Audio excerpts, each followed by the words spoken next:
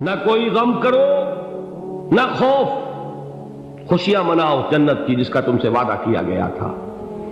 اللہ کی ربوبیت پر اطمینان جب انسان کو ہو جاتا، میرا رب اللہ ہے، ربی اللہ، انسان کے لیے نہ کوئی کھٹکا، نہ کوئی خطرہ، نہ کوئی خوف، نہ کوئی حزن۔ جو کچھ ہو رہا ہے کس کے اذن سے ہو رہا ہے؟ اللہ کے اذن سے۔ اللہ کے اذن کے بغیر پتا تک نہیں ہلتا۔ یہ کوئی اندھا بہرا مادہ نہیں ہے جس سے مجھے کوئی خوف ہو۔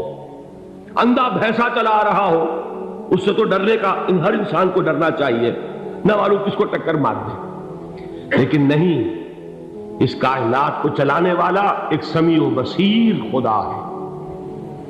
وہ جو میرا دوست ہے، میرا ولی ہے، اللہ ولی الذین آمنوا یخرجہم من الظلمات الی النور۔ اللہ اہل ایمان کا ولی ہے، ساتھی ہے، پشت پناہ ہے، مددگار ہے، حمایتی ہے۔ بتائیے جسے یقین ہو جائے کہ اللہ میرا مددگار، اللہ میرا محافظ، اللہ میرا پشت پناہ، اللہ میرا حمایتی، اس کے لیے کوئی خوف ہوگا؟ اس سے کوئی ڈر ہوگا؟ میں مثال دیا کرتا ہوں ایک بہت سادہ، پنجاب کے دیہات کی۔ تو بڑا چودھری ہے اور کوئی غریب کسان ہے۔ اس غریب کسان کے جانوروں کو ہر وقت اندیشہ ہوگا چوری کا، کوئی میری بھینس کھول کر نہ لے جائے، کوئی میرا بیل کھول کر نہ لے جائے۔ لیکن جس کے بارے میں یہ سب کو معلوم ہو کہ وہ جو بڑا چودھری ہے وہ اس کا دوست ہے، اس کی بچیا کو کوئی خوف ہوگا؟ اس کی بھینس پر کوئی ہاتھ ڈالے گا؟ اسے کوئی اندیشہ ہوگا؟ نہیں۔ کیوں؟ کہ وہ بڑا چودھری، بڑا اس کا یہاں کا سردار، جاگیردار، سب کو معلوم ہے وہ میرا دوست ہے، کوئی میرے خلاف اقدام نہیں کر سکتا۔ اس دنیا میں یہ چھوٹی سی بات اگر آپ کے دلی اطمینان اور سکون کا باعث بن سکتی ہے تو ذرا تصور کیجئے۔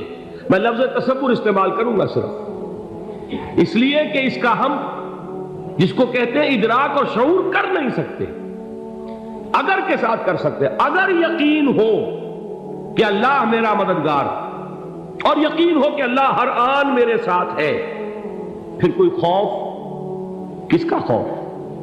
کوئی شے اللہ سے بالاتر ہے؟ کوئی قوت اس سے زیادہ طاقتور ہے؟ کوئی اس کے ارادے کو بدلنے والا ہے؟ کوئی اس کی مشیت کے آڑے آنے والا ہے؟ یہی بات ہے جو حضور نے فرمائی۔ یہ ایمان کا حاصل ہے لب لباب، کہ دیکھو اچھی طرح اس بات کو ذہن نشین کر لو، اگر تمام انسان مل کر تمہیں کوئی نقصان پہنچانا چاہے نہیں پہنچا سکتے، مگر جو کچھ اللہ نے لکھ دیا ہو، اور تمام انسان مل کر تمہیں کوئی نفع پہنچانا چاہے نہیں پہنچا سکتے، مگر وہ شے جو اللہ نے طے کر دی۔ آپ پھر میں کہوں گا ذرا طاری کیجئے، اسے فرض کیجئے، اسے سوچئے۔ اگر اس حدیث پر ہمارا دل ٹھکا ہوا ہو تو کسی سے ڈر ہوگا؟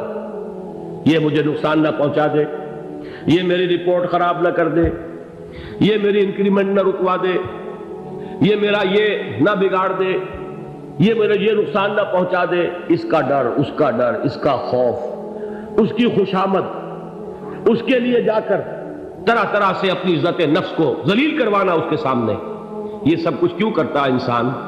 جب سمجھتا ہے کہ اس کے ہاتھ میں میرا کوئی نفع ہے، اس کے ہاتھ میں میرے لیے کوئی ضرر ہے، یہ مجھے کوئی غضب پہنچا سکتا ہے، یہ مجھے کوئی نقصان پہنچا سکتا ہے، یہ میرا کوئی کام بنا سکتا ہے، یہ میری کوئی ضرورت پوری کر سکتا ہے، اسی کا نام شرک ہے۔ جہاں آپ نے یہ سمجھا کہ غیر اللہ کے اندر کوئی طاقت موجود ہے، وہی شرک ہے۔ بتوں سے تجھ کو امیدیں، خدا سے نو امیدی، مجھے بتا تو صحیح اور کافری کیا ہے؟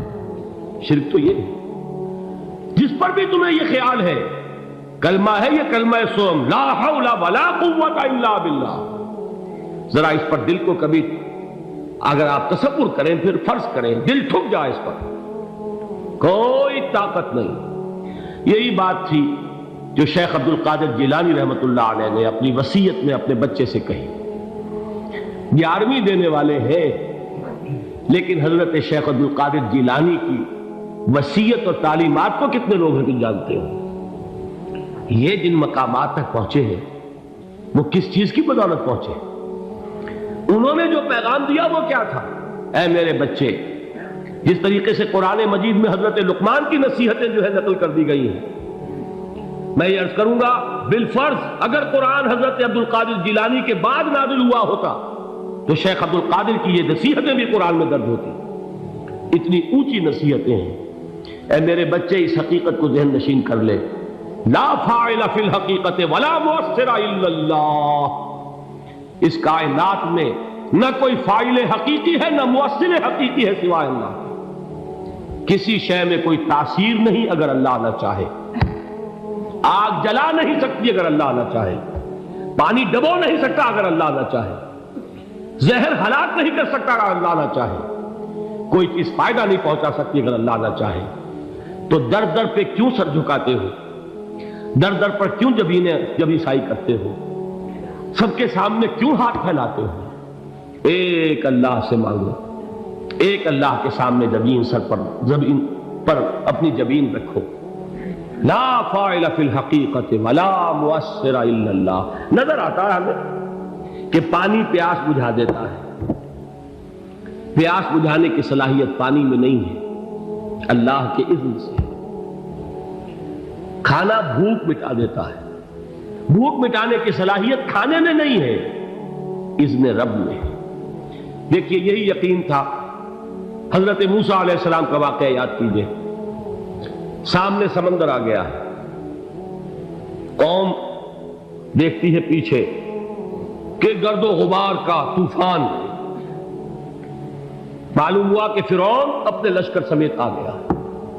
لشکر جب چلتا تھا تیز رفتاری کے ساتھ تو گرد و غبار کا جو طوفان اٹھتا تھا اس کا تصور کیجیے، اور لمحہ بلمحہ وہ قریب آ رہا ہے۔ پوری قوم نے کیا کہا؟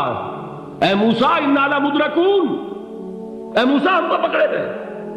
قرآن مجید نے تو یہاں وہ باتیں نہیں لکھی ہیں، لیکن تورات میں یہ درج ہے کہ بنی اسرائیل جھگڑنے لگے، دست و گریبان ہو گئے موسیٰ کے ساتھ۔ موسیٰ نے یہاں مروایا لا کر، اس سے تو ہم ہی بہتر تھے، وہاں کھانے کو ملتا تھا، زندگی تو تھی، بیگار ہم کر رہے تھے، موت تو نہیں تھی۔ اب جو کچھ ہوگا اس کا تصور کرو، جس طریقے سے ہمارے ٹکڑے اڑائے جائیں گے۔